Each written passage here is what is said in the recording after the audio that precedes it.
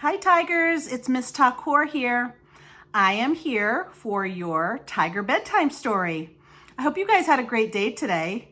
I really miss you all so much and I'm so glad I have a chance to read the story to you. Okay, let me get my glasses on. Tonight I'm going to be reading Horton Hears a Who, and this book was written by Dr. Seuss. Hope you like it.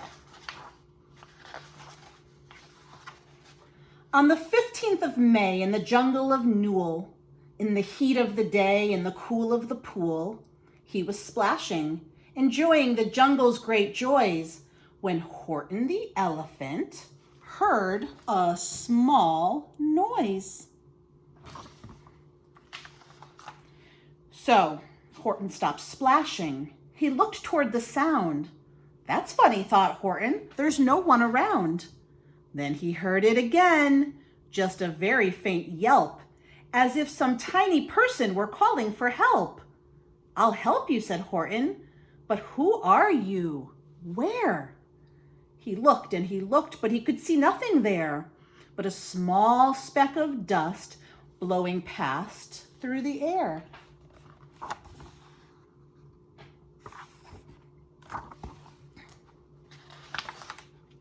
I say, murmured Horton, I've never heard tell of a small speck of dust that is able to yell. So you know what I think? Why, I think that there must be someone on top of that small speck of dust, some sort of creature of very small size, too small to be seen by an elephant's eyes.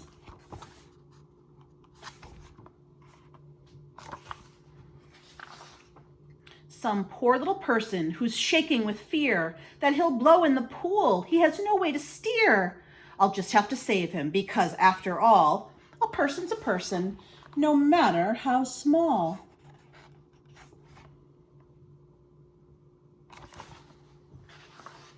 So, gently and using the greatest of care, the elephant stretched his great trunk through the air, and he lifted the dust speck and carried it over and placed it down safe on a very soft clover.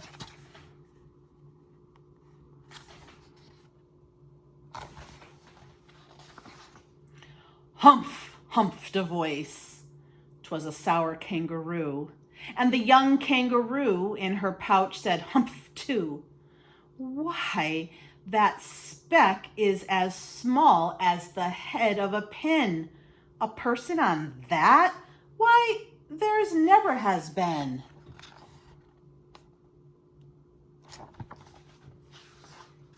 Believe me, said Horton, I tell you sincerely, my ears are quite keen and I heard him quite clearly. I know there's a person down there, and what's more, quite likely there's two, even three, even four. Quite likely a family, for all that we know, a family with children just starting to grow. So please, Horton said, as a favor to me, try not to disturb them. Just please let them be.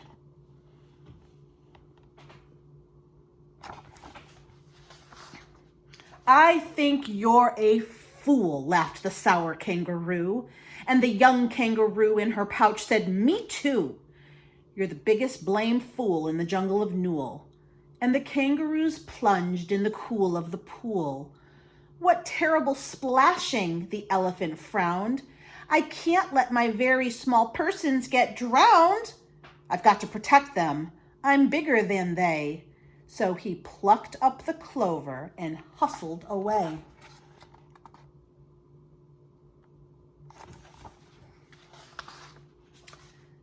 Through the high jungle treetops, the news quickly spread.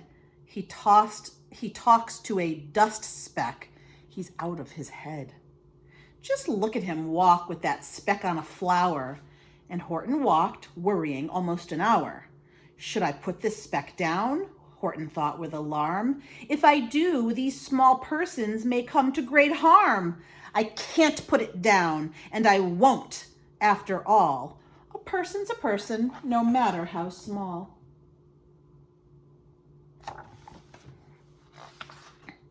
Then Horton stopped walking. The speck voice was talking.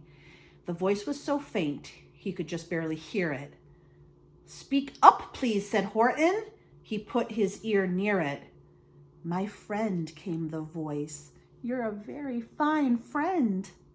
You've helped us all folks on this dust speck no end. You've saved all our houses, our ceilings, our floors. You've saved all our churches and grocery stores." Good job, Horton. "You mean," Horton gasped, "you have buildings there too?" "Oh yes," piped the voice, "we most certainly do." "I know," called the voice, "I'm too small to be seen, but I'm mayor of a town that is friendly and clean. Our buildings to you would seem terribly small, but to us who aren't big, they are wonderfully tall. My town is called Whoville, for I am a Who, and we Whos are all thankful and grateful to you." And Horton called back to the mayor of the town, "You're safe now. Don't worry. I won't let you down."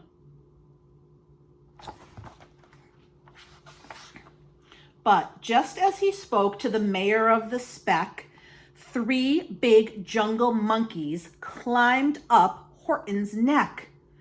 The Wickersham brothers came shouting, "What rot! This elephant's talking to Whos who are not. There aren't any Whos, and they don't have a mayor. And we're going to stop all this nonsense, so there."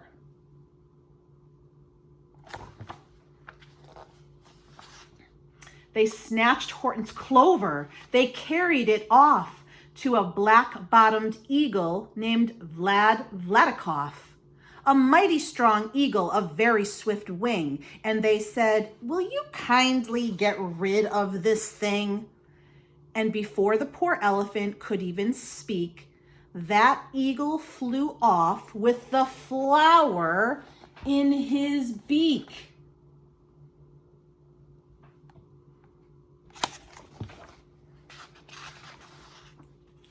All that late afternoon and far into the night, that black-bottomed bird flapped his wings in fast flight, while Horton chased after with groans over stones that tattered his toenails and battered his bones, and begged, "Please don't harm all my little folks who have as much right to live as bigger folks do." But far, far beyond him, that eagle kept flapping, and over his shoulder called back, "Quit your napping. I'll fly the night through. I'm a bird. I don't mind it. And I'll hide this tomorrow where you'll never find it."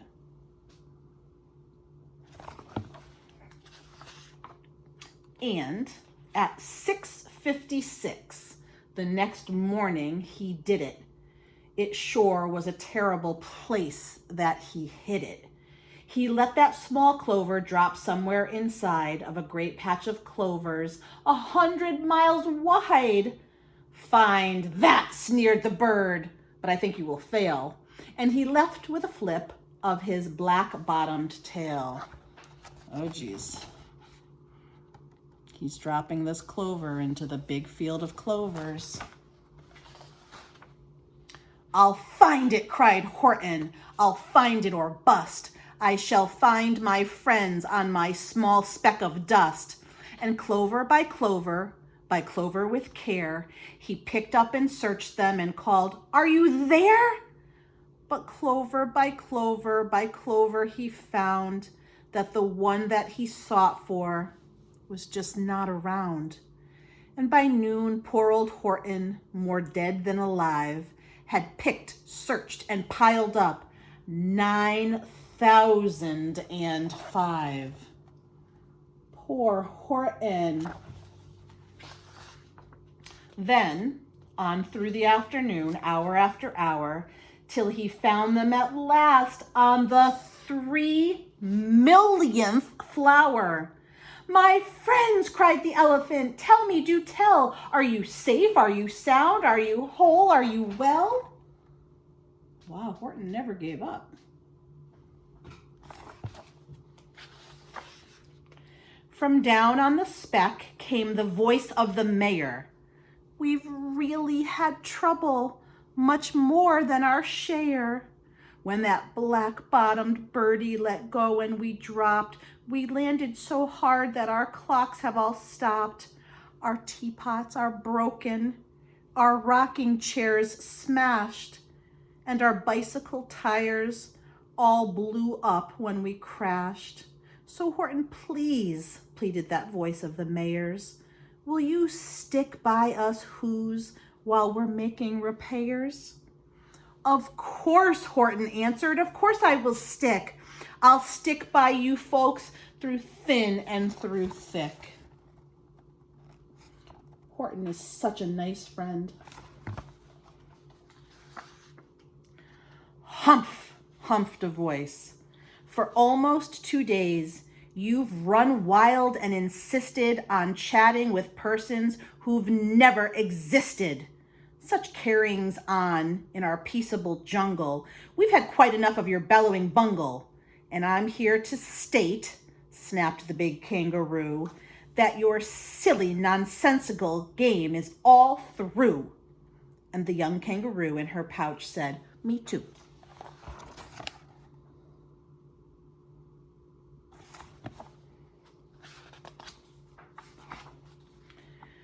With the help of the Wickersham brothers and dozens of Wickersham uncles and Wickersham cousins and Wickersham in-laws whose help I've engaged, you're going to be roped and you're going to be caged.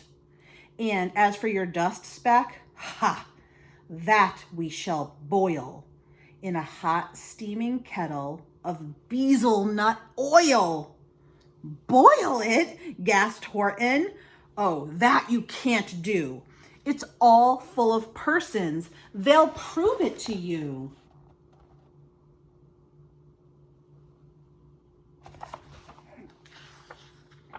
Mr. Mayor, Horton called. Mr. Mayor, you've got to prove now that you really are there. So call a big meeting. Get everyone out. Make every who holler. Make every who shout. Make every who scream. If you don't, every who is going to end up in a bezel nut stew. Horton's getting worried. And down on the dust speck, the scared little mayor quick called a big meeting in the Whoville town square. And his people cried loudly. They cried out in fear. We are here. We are here. We are here. We are here. The elephant smiled. That was clear as a bell. You kangaroos surely heard that very well. All I heard, snapped the big kangaroo, was the breeze and the faint sound of wind through the far distant trees. I heard no small voices, and you didn't either. And the young kangaroo in her pouch said, me neither.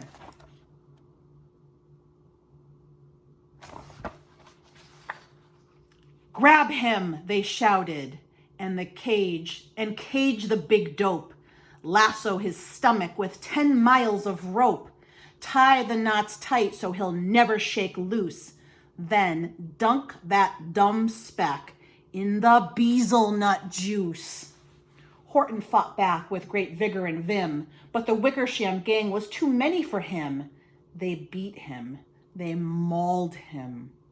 They started to haul him into his cage, but he managed to call to the mayor, don't give up. I believe in you all. A person's a person, no matter how small. And you very small persons will not have to die if you make yourselves heard. So come on now and try.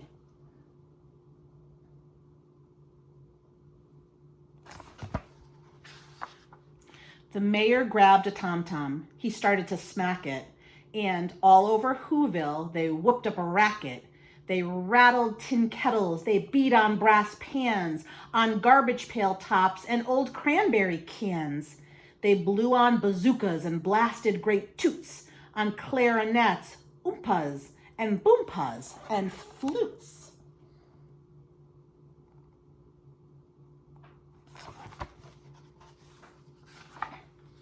Great gusts of loud racket rang high through the air. They rattled and shook the whole sky, and the mayor called up through the howling and mad hullaboo, "Hey, Horton, how's this? Is our sound coming through?" And Horton called back, "I can hear you just fine, but the kangaroo's ears aren't as strong quite as mine. They don't hear a thing." Are you sure all your boys are doing their best? Are they all making noise? Are you sure every who down in Whoville is working? Quick, look through your town. Is there anyone shirking?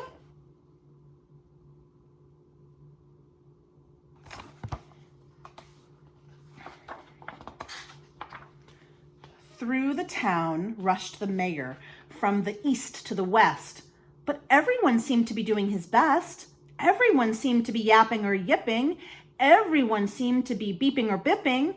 But it wasn't enough, all this ruckus and roar. He had to find someone to help him make more. He raced through each building. He searched floor to floor.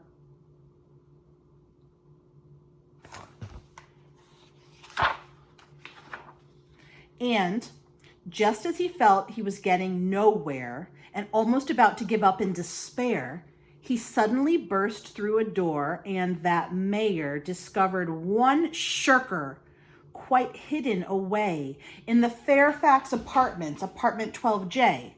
A very small shirker named Jojo was just standing and bouncing a yo-yo, not making a sound. Not a yip, not a chirp. And the mayor rushed inside and he grabbed the young twerp.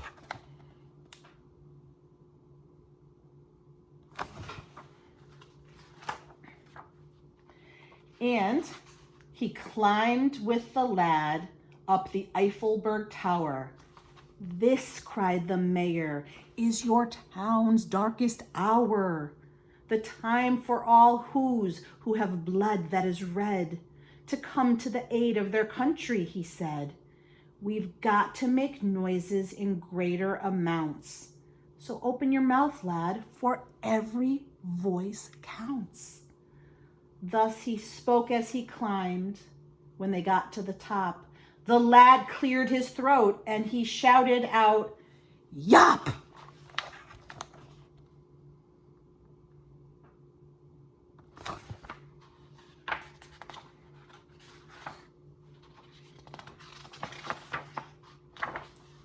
And that yop, that one small extra yop put it over. Finally, at last, from that speck on the clover, their voices were heard. They rang out clear and clean, and the elephant smiled. "Do you see what I mean? They've proved they are persons, no matter how small, and their whole world was saved by the smallest of all." "How true. Yes, how true," said the big kangaroo. "And from now on, you know what I'm planning to do? From now on, I'm going to protect them with you."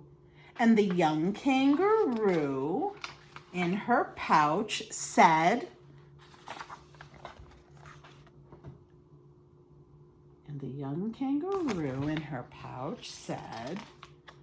do you know what the young kangaroo said?